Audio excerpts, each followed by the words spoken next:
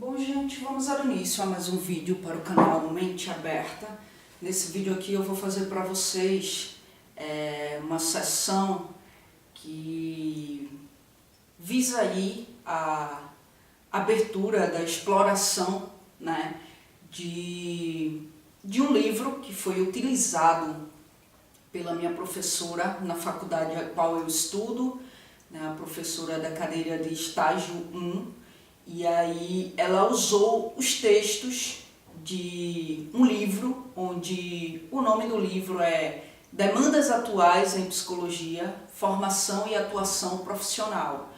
Esse é o nome do livro. E aí é um livro organizado pela Maria da Piedade Romeiro de Araújo Melo e pela Silvia Ancona Lopes, né? São as organizadoras desse livro.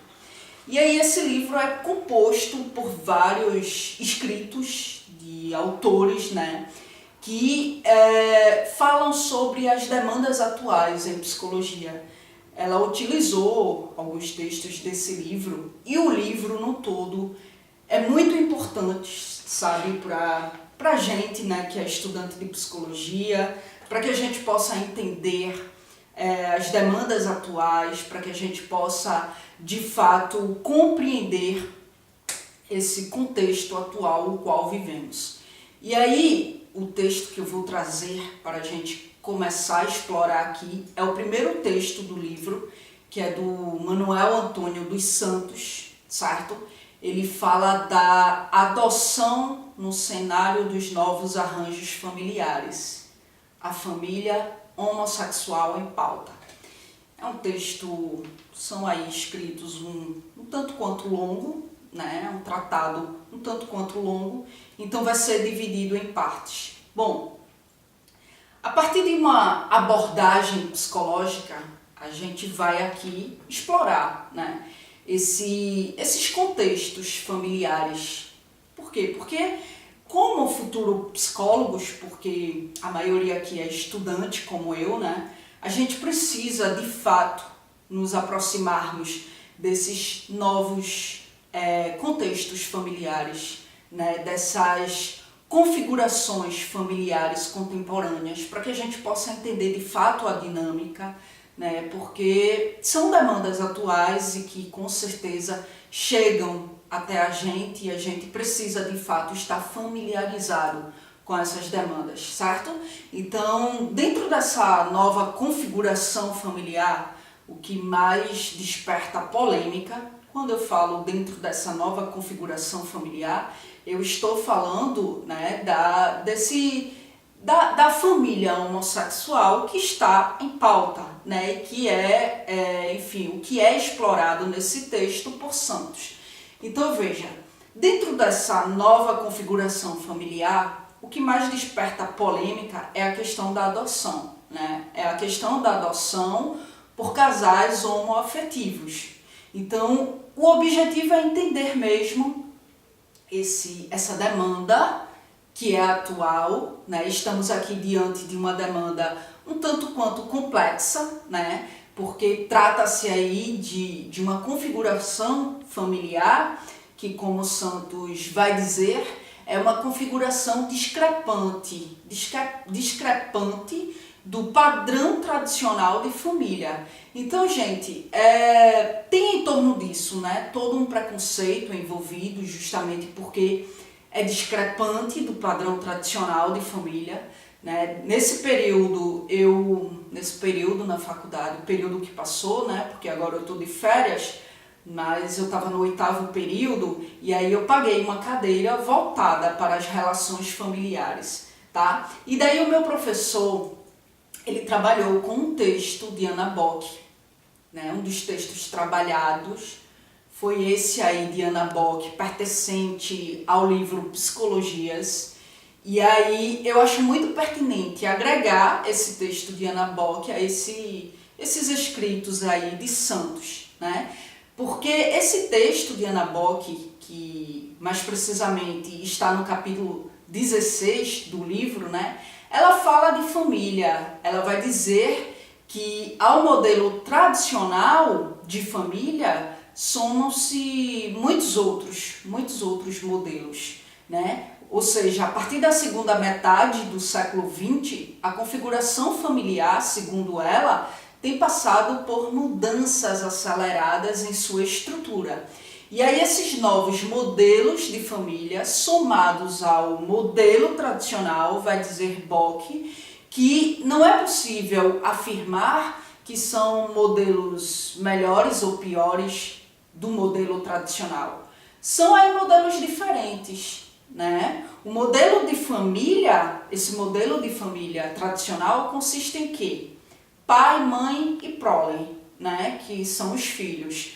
Esse modelo de estrutura familiar, ele é considerado, porque isso é dominante até hoje, né?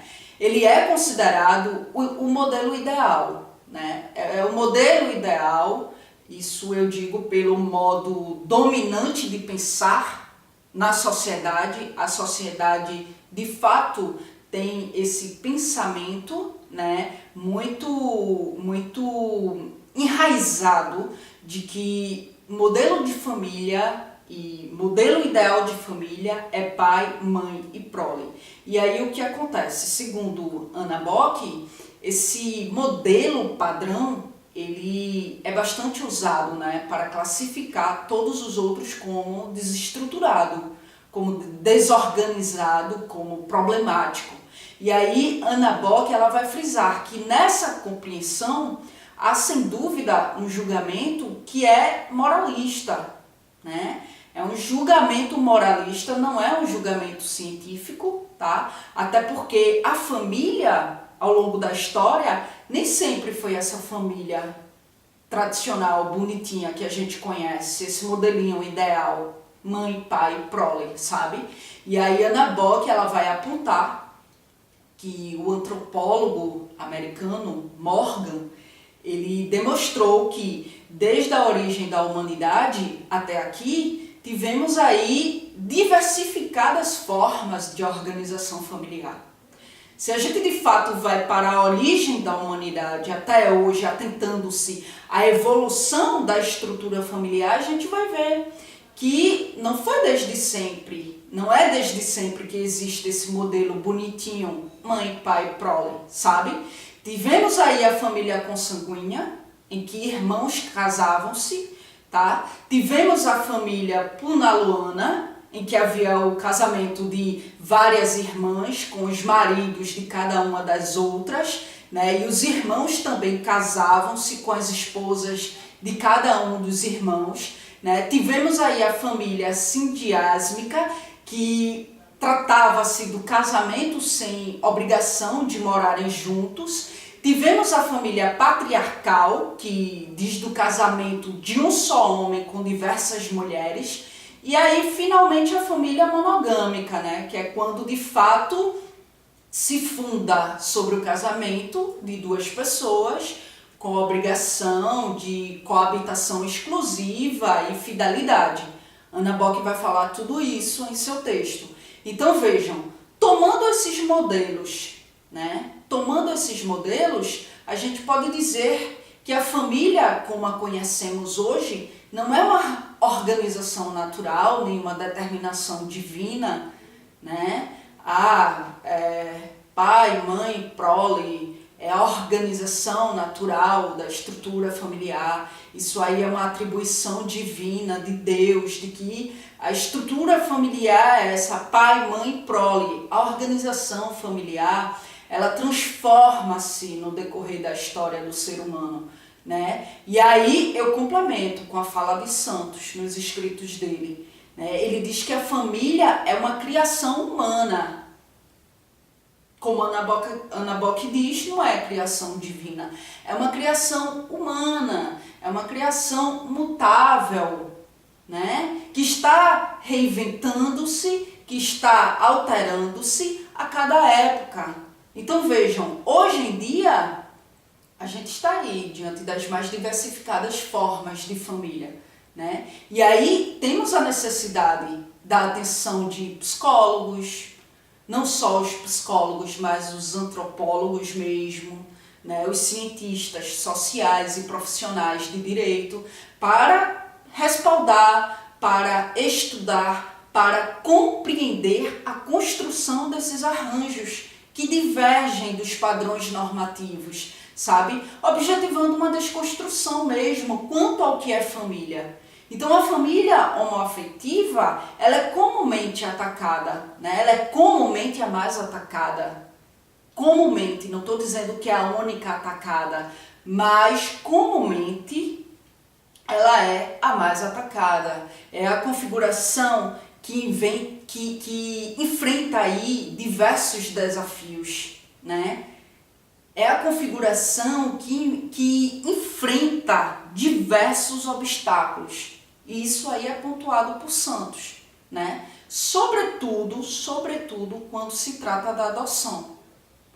E aí Santos ele vai trazer a pontuação de Chetney, né? Onde Chetney ele vai dizer que apesar da adoção por casais homoafetivos corresponder a uma prática milenar, mas ainda hoje é atravessada por inúmeros mitos, tabus, preconceitos, estereótipos que encontram-se enraizados no imaginário coletivo, né? Ou seja, a prática da adoção de crianças por casais homoafetivos suscita aí diversos temores, questionamentos, estranhamentos por parte das pessoas, né? Os dispositivos legais que regulam a adoção no Brasil, que é, como por exemplo o Estatuto da Criança e do Adolescente, né? Os dispositivos legais que regulam a adoção no Brasil, eles são omissos, eles silenciam em relação à família homossexual, né? Por outro lado, não há nos documentos legais qualquer restrição à orientação sexual do requerente solteiro no processo de adoção. Solteiros podem adotar, assim como casais, se estiverem em união civil ou união estável, mas o casal, o que é que acontece diante disso? O casal, aos olhos da lei, é entendido como formado pela união entre um homem e uma mulher, e não entre dois homens ou duas mulheres. Então, nisso aí, a lei acaba meio que bloqueando, sabe, a facilidade de um casal homoafetivo adotar, né? Mas o que é que acontece? A justiça brasileira, diante de tudo isso, tem evoluído bastante nesse sentido, né? Ou seja, no sentido de possibilitar a adoção por casais homoafetivos. A justiça brasileira, ela está no momento que a gente percebe, e isso eu digo com base naquilo que eu acompanho, naquilo que eu pesquiso, naquilo que eu leio acerca do que é que está acontecendo em torno disso, né? E aí eu percebo que a justiça brasileira, aos poucos, ela está entendendo que a sociedade contemporânea, ela tem aí sofrido transformações. E a mesma está se posicionando aos poucos acerca dessas transformações, né? Muito embora o Código Civil ele seja ainda excludente quanto às uniões homoafetivas, mas a justiça está pouco a pouco se posicionando, né? Pouco a pouco está se posicionando com relação a essa união, e aí o pioneirismo desse posicionamento foi o Tribunal de Justiça Gaúcho. O Tribunal de Justiça Gaúcho foi aí o primeiro tribunal brasileiro a reconhecer, né, as uniões estáveis, homoafetivas. Esse tribunal, por uma questão de unanimidade, negou recurso do Ministério Público no Rio Grande do Sul, né? O Ministério Público lançou aí recursos para tentar bloquear a adoção de duas crianças por um casal de mulheres. E aí o Tribunal de Justiça do Rio Grande do Sul, por unanimidade, caiu em cima contra essa decisão, né? E aí deu a permissão à adoção de duas crianças por um casal de mulheres. E aí essa decisão do Tribunal Gaúcho foi embasada em estudos sérios. Eles não fizeram isso do nada, porque eu acho que tem que ser assim, né? Eles debruçaram-se em estudos sérios estudos que não indicavam qualquer inconveniência em que crianças sejam adotadas por casais homossexuais.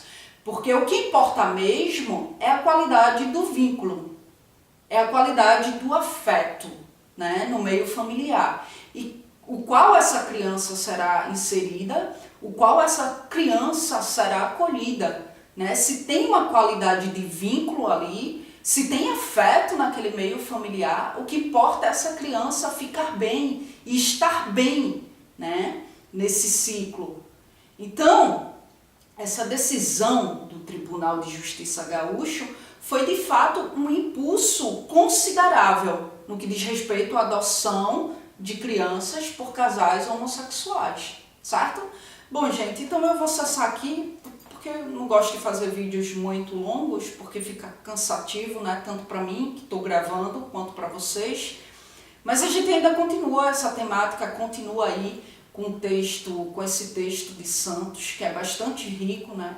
Com relação a essa temática mesmo, né? Com relação à questão da adoção nesse cenário, né? No que diz respeito aí à família homossexual, tá? Bom, na tela final vai aparecer aí para você a playlist, onde eu venho trazendo textos que são trabalhados na faculdade a qual eu estudo, né? Para a gente enriquecer mais a nossa visão com relação às demandas atuais mesmo, com relação ao compromisso da psicologia, tá? E aí quem tiver interesse de assistir as outras temáticas já abordadas aqui, fique à vontade para acessar aí a playlist, tá certo? E aqui no final da tela vai aparecer para você também um íconezinho com a minha foto, que aí diz do meu canal secundário aqui no YouTube, que é o canal Só Psicanálise. Lá eu só abordo temáticas dentro da psicanálise. Quem gosta de psicanálise, quem curte psicanálise, conhece lá o canal. Se você gostar, se inscreve lá também. Aqui no campo de descrição do vídeo, aqui embaixo, você vai encontrar aí informações adicionais, certo? Como meio de contato comigo, que é só por e-mail para tirar dúvidas, sugestões de assuntos. Agora, eu peço a vocês que tenham um pouco de paciência quanto a acessar o e-mail de vocês, estruturar, porque todos os e-mails eu trago para explorar aqui dentro do canal Mente Aberta, tá? Eu não respondo diretamente a pessoa, eu trago para a playlist Carla Responde, porque o que pode ser a tua dúvida, pode ser a dúvida de outras pessoas, o que vai te ajudar, vai ajudar outras pessoas também. E aí, como eu recebo vários e-mails, eu peço a vocês um pouco de paciência quanto a atender o pedido de vocês, porque eu vou atendendo por ordem de chegada, não passo ninguém na frente de ninguém para não ser injusta, tá certo? Então é isso, gente. Obrigada mais uma vez pela atenção de vocês e até as próximas gravações.